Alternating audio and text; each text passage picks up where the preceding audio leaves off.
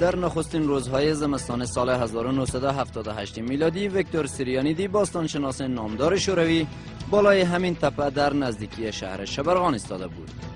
ناگهان اندیشه‌ای در او پدید آمد و همین فکر سبب شد که بزرگترین گنجینه طلایی جهان پس از گذشت 2000 سال ابهام پیدا شود.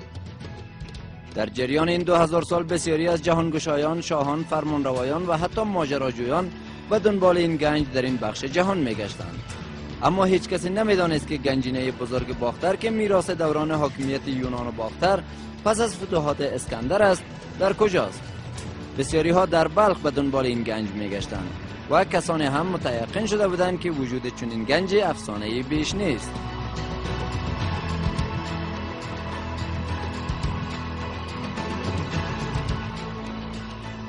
اما ویکتور سریانیدی بدین نتیجه رسید که در کنار معبد 3000 ساله‌ای که در دامنه طلا تپه قرار دارد باید گورهای شاهان و شاهزادگان باختری قرار داشته باشند. از همین رو کاوش‌هایش را در اطراف این معبد متمرکز ساخت. در اوایل زمستان 1978 میلادی افغانستان در یک حالت بحرانی بود. پس از کودتای 7 سر و سقوط دولت محمد داود خان در یک سال 2 رهبر حکومت کشته شدند.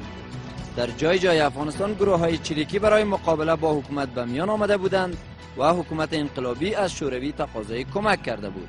یک روز پیش از آن که لشکر سرخ شوروی وارد افغانستان شود، سریانیدی با یافتن یک پارچه طلا توانست به یکی از 2 بزرگترین و با ارزشترین گنجینه‌های طلایی جهان دست یابد. در این روز سریانیدی با دیدن این پارچه طلای ناب نخستین گور را پیدا کرد. در این گور یک تابوت سرباز که با پوست حیوانات پوشیده شده بود قرار داشت و بر فراز آن یک بام موقتی ساخته شده بود. در داخل تابوت یک شهبانوی کوشانی که سر تا پا با طلا مزین شده بود آرام گرفته بود. گروه مشترک باستانشناسی افغان شوروی بر رهبری سریانیدی که 10 سال را در اطراف آیخانم به دنبال بقایای تمدن کوشانی به کاوش مصروف بود، باور نمیکرد که به گنجینه باختر دست یافته است. گورها یکی پس از دیگری پیدا می شدند. گروه سریانیدی 7 گور را پیدا کرد که در آنها 6 شهبانوی 15 تا 45 ساله و یک شاهزاده کوشانی دفن بودند. گمان می رفت که 10 شاهزاده جوان همه با هم و در یک زمان مرده باشند. اما آنان هنگام رفتن به گورهایشان تحفه های شگفتی انگیز طلایی با خود داشتند. نه یکی، نه 2 تا، نه 10 تا و نه 100 تا، بل 20618 پارچه اثر هنری از طلای ناب را آنها به گورهایشان برده بودند. این آثار در شکل‌های کوپیدها یا خدایان عشق، ماهیان و جانوران افسانه‌ای به گونه هنرمندانه طراحی و با سنگ‌های نیمه قیمتی گوهر نشانی شده‌اند. اجساد زنان داخل این قبرها طوری به نظر می آمدند که هنگام مرگ خیلی تزیین شده بودند. در این قبرها صدها صفحه مختلف الشکل طلایی که بر روی لباس‌های زنان مذکور به طور محکم دوخته شده بودند به دست آمدند. اما این همه آثار هنری از طلای ناب در 2000 سال پیش چگونه پدید آمده بودند؟ بر بنیاد یافته‌های تاریخ، تمدن یونان و باختری پس از فتح باختر توسط اسکندر مقدونی در سال 327 پیش از میلاد بنا نهاده شد و رفته رفته این منطقه به یکی از بخش‌های تمدن خیز آن زمان مبدل شد. پس از آن صحرانشینان جلگه‌های آسیای میانه به طرف جنوب به حرکت درآمدند. آنان در قلمرو یونان باختری قدرت را به چنگ آوردند و شاهنشاهی بزرگ کوشانیان را بنیاد نهادند. با گذشت زمان این صحرانشینان بسیار آسوده حال شدند. آنها بر تاجرانی که از سوریه به چین سفر می‌کردند مالیات بستند و نیز با بازرگانانی که از راه مشهور ابریشم می‌گذشتند به تجارت پرداختند. پس آنها از این راه طلای زیادی اندوختند و هنر زرگری و کندنکاری کشورهای مختلف را در قلمروشان رواج دادند. به این ترتیب بود که آوازه موجودیت گنج‌های فراوان در باختر به سراسر جهان رسید. اما این گنج در بدترین زمان ممکن کشف شد.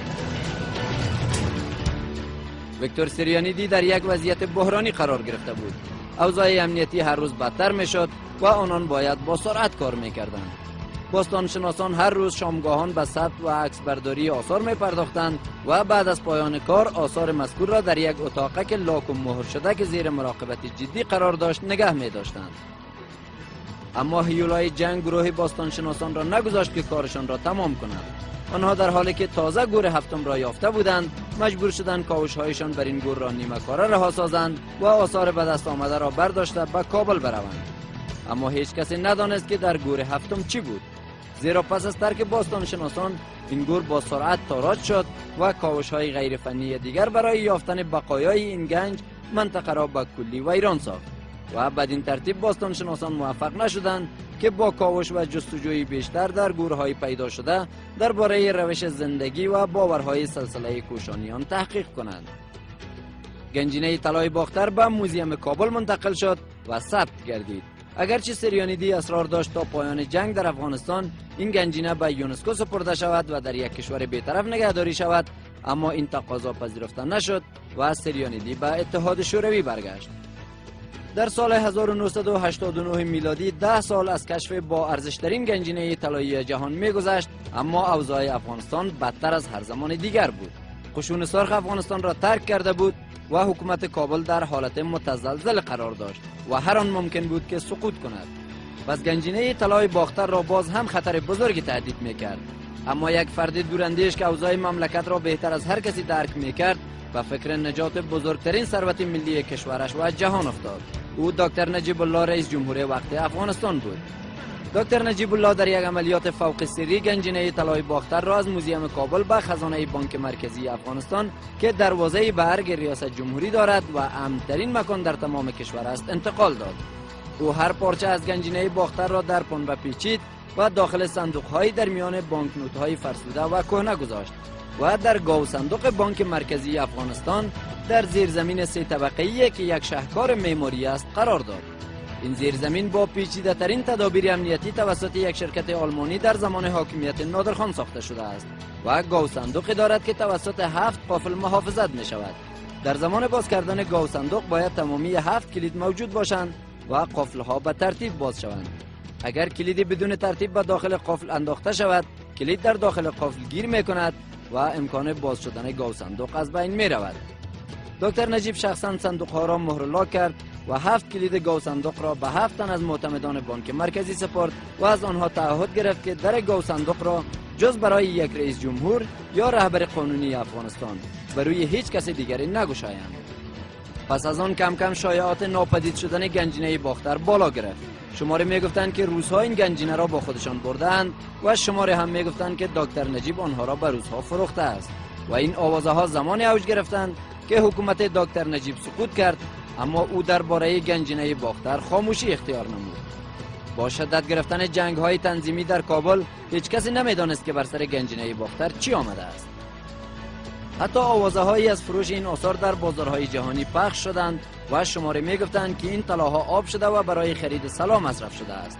این آوازه‌ها همه جهان را و بیشتر از همه ویکتور سریانیدی را ناراحت می‌ساخت. با پیروزی طالبان اوضاع از این هم بدتر شد. در نخستین روزهای حاکمیت طالبان دکتر نجیب که نگهبان اصلی با ارزشترین گنجینه جهان بود با برادرش به دست طالبان کشته شد و در چهارراه آریانا به دار آویخته شد. گروه طالبان تمامی مجسمه ها و عکس ها را نمادی از بتپرستی دانست و تمامی مجسمه ها و تابلوهای هنری را که به دستشان افتاد نابود کردند.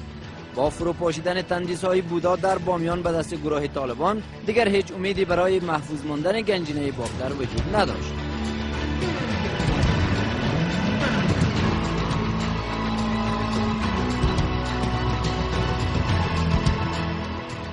اما طالبان چندین بار به سراغ زیرزمین بانک مرکزی رفتند و کارمندان بانک را تهدید کردند که در گاو صندوق را باز کنند.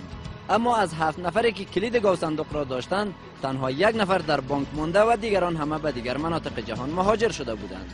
تنها کلیدی که نزد این کارمند وجود داشت چون کلید اول نبود در داخل گاو صندوق بند ماند و کارمند بانک مرکزی به جرم همکاری نکردن با طالبان بیشتر از 3 ماه را در زندان طالبان گذراند. طالبان چندین بار کوشش کردند در گاو صندوق را باز کنند و حتی خواستند در را منفجر سازند، اما تمامی کوشش های طالبان برای باز کردن خزانه بانک مرکزی تا زمان سقوطشان به نتیجه ماند. سرانجام در 29 ماه اگست سال 2003 میلادی حامد کرزی رئیس جمهور افغانستان و اشرف غنی احمدزی وزیر مالیه وقت به خزانه بانک مرکزی رفتند. آنها تصور می‌کردند که در پشت این در به ارزش 90 میلیون دلار شمش‌های طلا خواهد بود. از اینکه بجز 1 تن دیگر هیچ یک از کسانی که 7 کلید را با خود داشتند در افغانستان نبودند، متخصصی از شرکت سازنده گاو صندوق از آلمان خواسته شده بود. وی هر هفت قفل را باز کرد. در این میان یک تن از همه بیشتر قلبش می‌تپید. ویکتور سریانیدی با موهای سپید و پس از گذشت 26 سال به شدت مضطرب بود و نمیدانست که چی چیزی خواهد دید. اما در کنار 90 میلیون دلار شمش طلا، صندوق‌های فولادی با مهر امضای دکتر نجیب الله نیز وجود داشتند.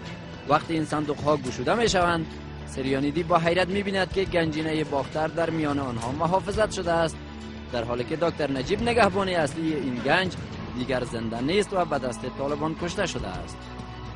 گنجی که با گنجینه توت عنخ آمون 11مین فرعون از سلسله رامسس دوم مقایسه شده است، نه کمتر از آن.